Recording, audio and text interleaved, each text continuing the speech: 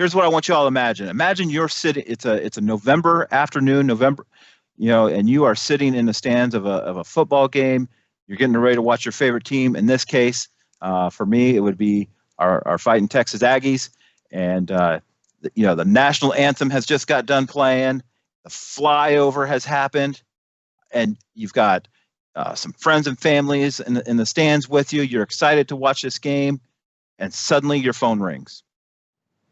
You pick up the phone, and it's one of your employees from the help desk that is saying there has been a loud explosion in the building. Fire alarms are going off, and they are actively evacuating the building. What do you do?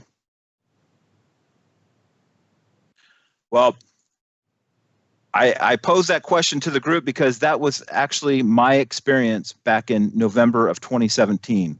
Had some friends from out of town come in. We got tickets to the football game, and here we are sitting in the football game. And I can remember it clear as day. That flyover happened, and my phone rang, and there was an explosion in our building.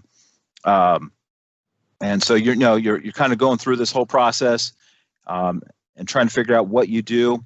And what ended up happening is we had an explosion in our data center, right? The UPS, a battery for the UPS exploded and knocked out our entire data center for campus.